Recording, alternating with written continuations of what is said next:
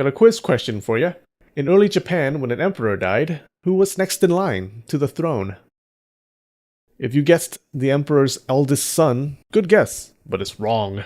Your punishment? You have to write "I love this video" in the comments. Sorry, I didn't make the rules. Upon an emperor's death, it was not automatic that the throne passed to his eldest son. Japan did not have any official rules of succession until the modern age. The emperor was free to name a crown prince, an heir, who ascended after the emperor died. And he could pick among any member of the imperial family, his son, grandson, brother, whoever. Having no well-defined rules caused all kinds of shenanigans when an emperor died. If they had an official rule that the emperor's eldest son succeeded him, then it would have been clear. Of course, you would have still had the occasional murder of the eldest son by his brothers, that's a given. But in Japan's case, the field of candidates was wider, allowing for more power struggles. The Japanese recognized this problem, of course, but instead of creating an official line of succession and be done with it, different eras dealt with the issue in different ways. Psst! Don't miss out. Click subscribe and the bell. The Nara period was ruled by what some historians have called the Tenmu dynasty, when the descendants of Emperor Tenmu sat the throne. The Tenmu dynasty had their own solutions to the succession problem, which we'll cover another time. Right now, let's talk about what the Japanese did before. Prior to Emperor Tenmu's reign, they reduced the number of possible candidates for crown prince. Fewer candidates, fewer power struggles. How did they do this? By keeping the bloodline pure. Yes, it involved incest.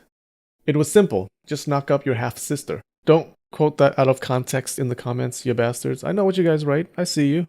If you don't know the difference between step-siblings and half-siblings, it's easy. Step-siblings? Not related. Half-siblings? Related. Step-siblings share no biological parents. Half-siblings share one biological parent. And I hope there's never a time in your life when this little piece of knowledge becomes significant. For further clarification on step-siblings and half-siblings, see the internet. So the system they had before Tenmu was something called double royalty, and it worked like this. I hope you're watching the screen, and sober. If not, just give up now. So let's say you have Emperor Babunaga.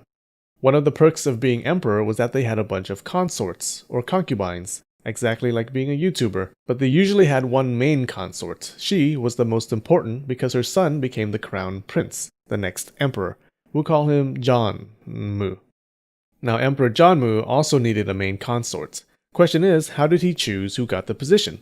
Well, this was how influential clans got their feet in the door of the imperial house. Through schemings and dealings and the occasional murder, a strong clan leader would offer his daughter as consort to Emperor Babunaga. Yeah, I know, the women's rights movement was still in its infancy at this point. The daughter of this union, Emperor Jonmu's half-sister as you can see, became Jonmu's main consort. Their son became the next emperor, Emperor Masamune. This is called double royalty because Emperor Masamune had royal blood from both parents. Remember that this system was not law or anything, so there were deviations, but it became the norm. It protected the imperial family from outside influence because the consort from an outsider clan could not give birth to a future emperor. At the most, she could only give birth to the next emperor's main consort.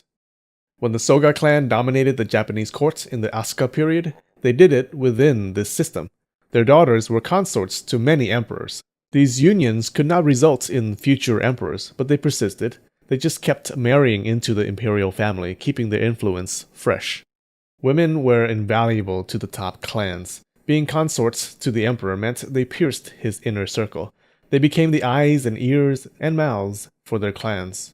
Now, were there problems with this system? Sure. Like when the main consort did not produce a son, or the emperor died before producing a son. That meant the field of candidates opened up, and people getting whacked. When Tenmu became emperor, this model was chucked out the window. Tenmu seized the throne through the Jinshin War, a civil war between Tenmu and Prince Otomo. Tenmu was the brother of the previous emperor, Emperor Tenji, so he obviously didn't fit the double royal son model. Although Prince Otomo didn't fit the model either. He was Tenji's son, but his mother was not Tenji's main consort. In any case, after Tenmu took power, the Fujiwara clan decided they didn't like the system. They were an up-and-coming clan, but they wanted to be an already-arrived clan. and some nonsense tradition to protect the imperial house and prevent wars and disorder wasn't gonna stop them. Hey guys, thanks for watching. Shout out to 2 new patrons this week, Sam Fieldman, hello Mr. Fieldman, and Genova83. We got ourselves a Final Fantasy fan here. And then we gained a 3rd Emperor this week, Yakaru Deizaki. Thank you so much, you are so generous. Looks like we now have a ruling triumvirate here. Hopefully they rule peacefully and don't backstab each other. Hey, if you like history and want to make the channel sustainable, go to my Patreon link below and consider donating a few bucks. Much love, guys. Now go out there and spread the knowledge.